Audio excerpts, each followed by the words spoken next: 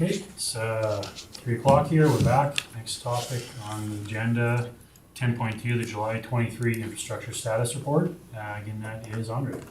First, members of council, attached is the capital project update. Since the writing of this, two further updates. The old Blue Ridge Fire Hall roof should be starting tomorrow if it didn't start today. And the briar patch is complete other than seeding and removal of some excess material. As far as the operating goes, business as usual. Over the last 2 weeks, infrastructure has been busy rectifying damaged areas throughout the county as a result of the high water. There are two left, one being Township Road 593A,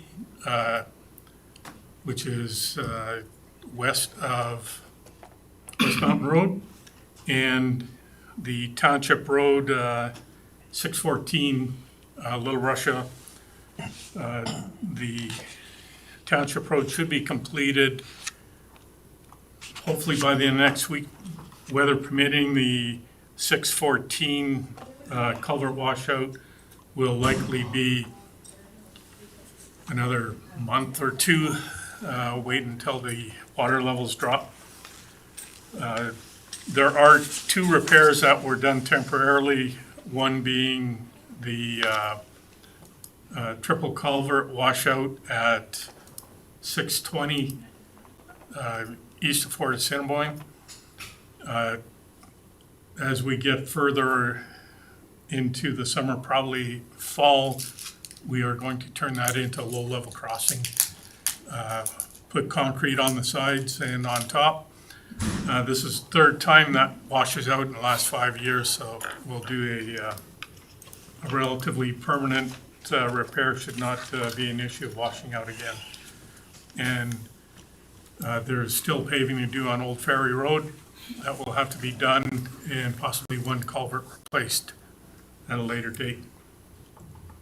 The culvert that's washed out on 614, when we install that one, we'll turn that into a low-level crossing also. That's the second time that one washes out in the last 3 or 4 years. Also attached are a number of photographs. When they were added to the report, if you see the attachments, they are all identified on the location, but if you scroll through the report, they are not identified. If council wishes, I can go through all the photographs and identify where those locations are. What's the role of council? You want to go through or no? You click on them and then it just takes it to Okay. Nice tour of Division 3.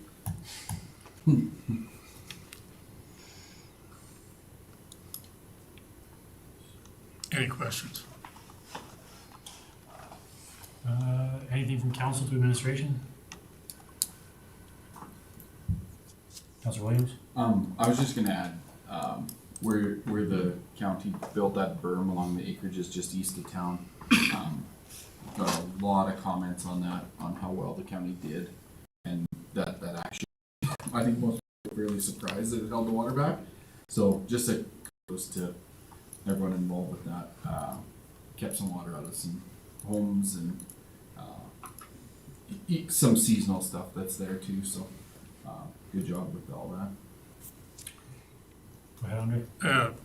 Thank you, Councillor Williams. I meant to elaborate on that one. Although the photos showed the berm and some water, the water was actually to the top of the berm before it started going down. So the construction of that 780 meter berm did save some damage to some homes.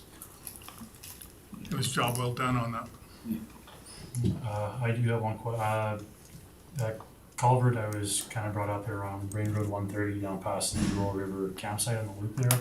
Did we get a chance to look at that or see what I guess the standing water in the ditch, 'cause it looked like you were high on the culvert on one side being dry and the other side being wet. We did have a look at it. The culvert seems fine. There must be something downstream that is holding that water back, but the county has nothing in that area that would be holding it back that we could identify. Okay. Councillor Dean? Through the chair to Andre, how far away is the normal riverbank from that berm? Oh, I'm gonna say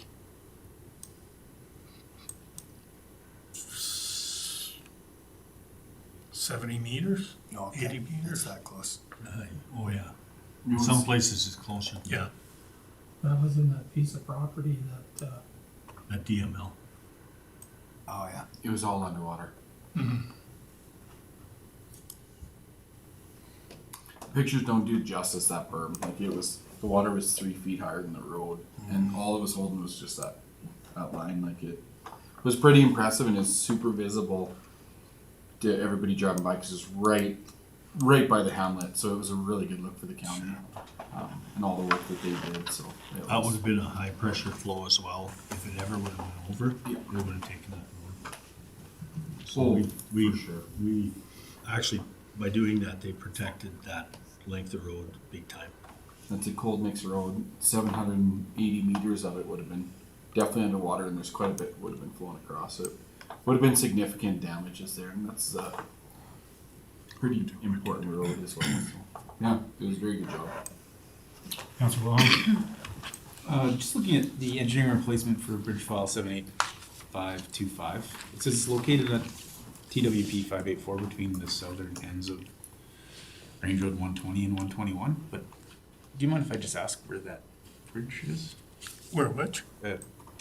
So you've got on your list here, engineering to replace bridge file 78525, Yes. and it says that bridge is located at this, on 584 between the southern ends. Oh, okay, I understand. I apologize. It's on, So it is a dead end. There's one property on the east end, okay, and the intention is, through our asset management, it's identified that as number one priority. okay. So the intention is to clear the half mile of road to 120, change the culvert, and then develop that half mile. So the end of 120 and 121 have an alternate route out should there be a disaster, a fire, or one of the roads gets washed out. Okay, thank you. Any other comments from council? Councillor Prestige? the chair to administration. It's good to see the road by the cemetery by Blue Ridge is ready for asphalt. Taking it down because of the weather, but it's gonna be really nice when it's done. And through the church, Councillor Prestige, E-Construction was supposed to be there this week, but they are MIA. I talked to one of the foremen there one day, and he said there were 2 weeks. The paving crew's coming from the Northwest Territories. So it looks like they're doing a really good job. Councillor Williams? I was just gonna make a motion that the council accepts the June 2023 infrastructure status report as information. Okay, with that, I've got a motion on the floor. Any discussion on the motion of the council? Seeing none, call the question. All in favor? That's carried. Moving down to 10.3, financial reports. Victoria? Okay. So your worship, so this is the financial reports as of the end of June. At the time of the report, the aftermath for the high water event hasn't been recognized. So I'm going to speak to the revenue side of it first. So the revenues on the tax levies were already recognized in May. As I mentioned before, when we sent out the tax notice, that is the time of the revenues being recognized. As of today, we still have about $3 million tax in arrears for the current year. The next big ticket item revenues will be the tax penalties, if we're going to apply for those, for the outstanding balances. And moving on to the expense, so right now, the county has spent $9.45 million as of the end of June 30th. We have incurred significant expense for the emergency operations, as well as all these repairs and overtime. At this point, we haven't tallied up everything because this is done, the report is this time, like a snapshot of the June 30th, so we will get more information by the end of July. The submissions that we made to the province with respect to the estimated impact for the high water level is $9.7 million. Under the program, 10% of that expense will be the county, so that we're talking about $1 million if the application is approved. And one of the criteria by the province is that they said? The river level has to be 1 in 100 years to be eligible for this program. So we will be waiting for the province to make the determination. And we were told that it will take up to 18 months for them to determine that. So regardless of whether it is approved or not, the county has to finance for that $9.7 million unbudgeted expenses until the province make the approval, or if they don't make the approval, then we have to eat that expense. The next report is on the reserve accounts. Council has asked about what is the current status of our reserve accounts. So I would like to bring up the attention is that under the saving accounts, we have $30 million because we start to receive a lot of the tax revenues. And that also includes about $3.5 million that we receive from the province on the debentures. So right now, our current, as of the end of June 30th, our bank accounts for the reserve and also the saving is about $33 million. As I mentioned, this is not a lot because if we're going to fund for the high water level events, even not done by all this year's, but next year's is still, we're going to wipe out most of our reserve and our savings. So that's all for the report. Any questions?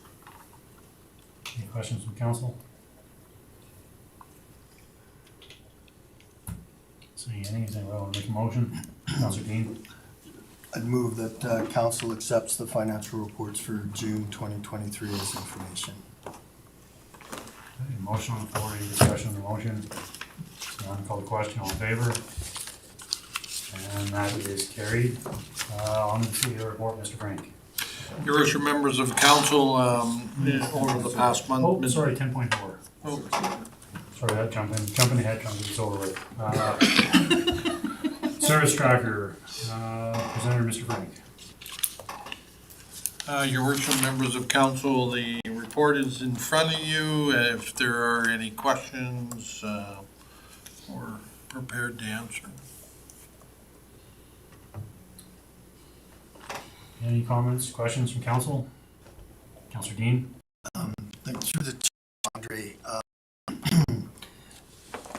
in discussions with yourself, we've talked about identifying problematic areas throughout the county that those road stabilizer products may help with. I'm just wondering what the timeline is to try those. So for example, the top of Range Road 121, and I'm not sure what we can do about Cartwright Hill, but when would we be able to apply that product and give it a chance to work? Prior to our high water event, it would have happened right around that time. Now we're getting into holidays. I can't give you an exact time, but I would say sometime in August. In August. Yes, but we're in the latter middle of July now. Okay. Councilor Wilhelm? We have an unknown one request for the social media and the concern was the lack of communication during flooding evacuation. Did they elaborate on that at all, on what their expectation was, what the concern with the lack of communication was? Yes, so it was a person who had been comparing the county's communications regarding wildfire and flooding to Yellowhead County's communications regarding the Is it a frequency issue, a timeliness issue? Corinne? To council, I had an opportunity to speak to that resident who phoned in. They were not directly impacted by the floods. The resident identified that straight away. So they were speaking from what they had seen. They had compared Woodlands County's response to the floods to Yellowhead County's response to the fires, which of course are two very different types of events. Yellowhead County, of course, is fortunate and has a large staff resource. They had upwards of 4 people on communications at any given time. So that resident, they just wanted to phone in, and we had a wonderful conversation. They asked that I actually pass along accolades to Yellowhead County's staff for the work that they did, and that was the conversation. Again, the resident wasn't directly impacted by the flooding, but they wanted to see what Yellowhead had done for fires. But of course, responding to a fire that you see coming from miles and miles away very slowly is different than a flood that we didn't expect to break banks where it did. So anyways, that resident phoned in to share their concern. You. Anything else from council? Councilor Dean? Through the chair to Andre again, and I just want to come back to that timeline. And I understand that the flooding certainly played an effect in scheduling people. I travel Township Road 592 a lot more than I ever did before, especially when the Cut Banks Road was closed, and the that acceleration section of that road when you exit off of West Mountain Road is very washboardy.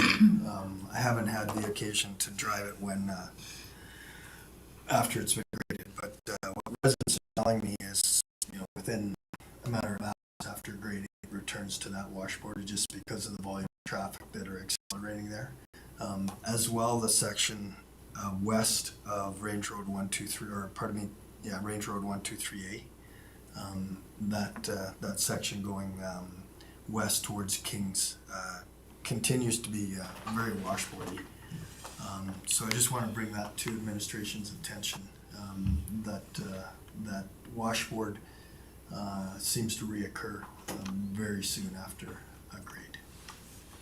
Through Chair to Councillor Dean, in those areas where it's set of S curves, it's not long. You got people accelerating from both directions and decelerating right away.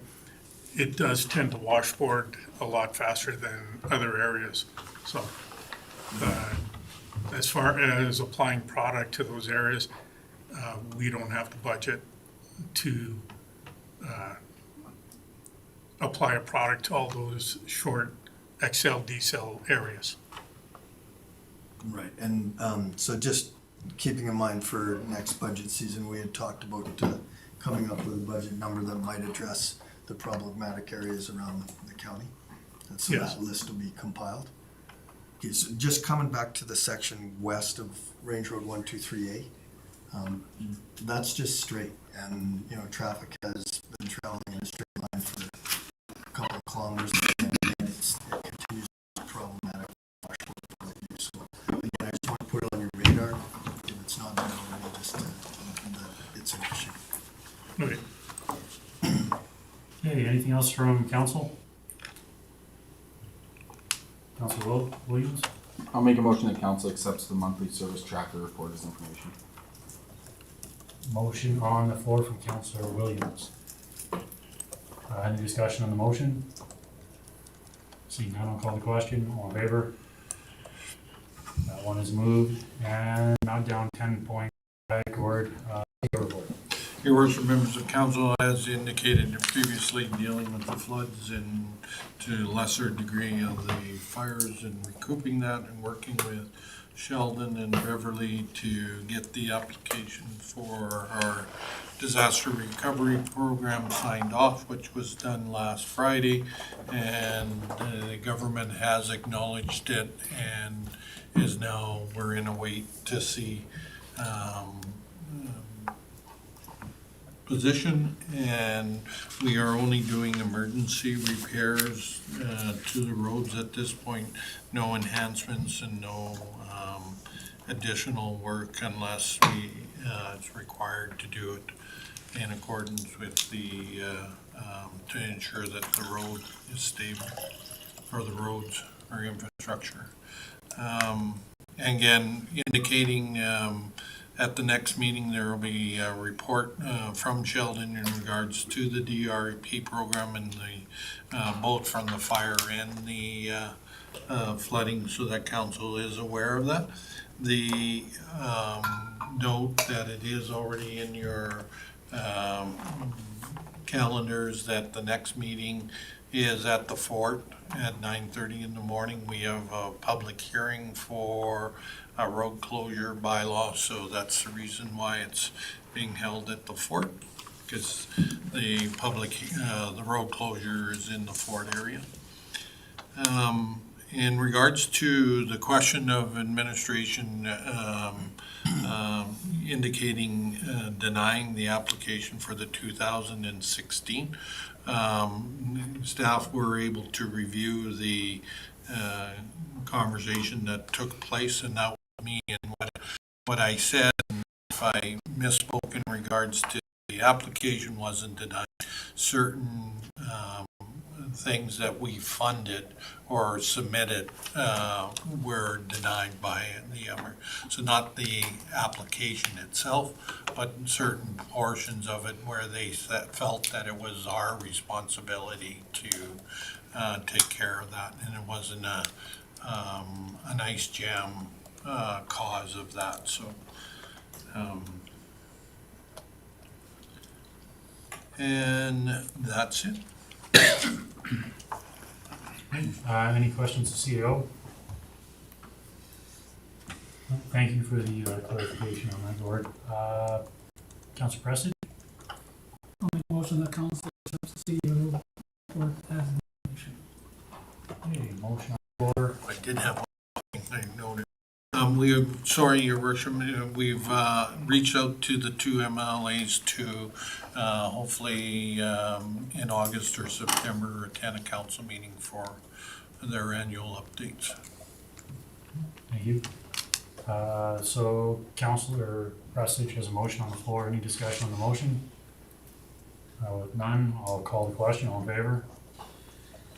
The CAO report is passed. Section 11, Committee of the Whole, we got a couple pieces here to do under FOIPs 24, 25, and 19.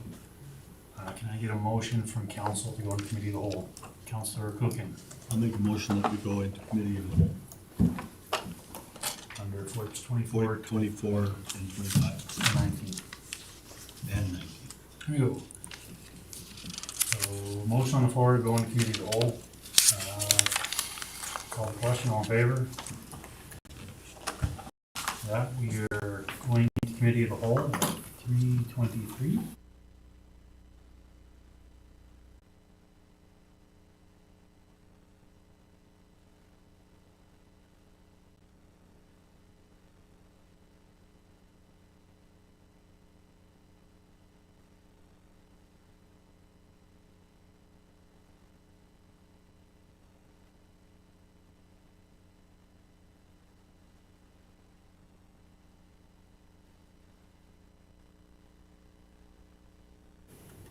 Okay, I got a closed session. We have a couple motions coming out of it here. First one, 11.1, is Councilor Williams.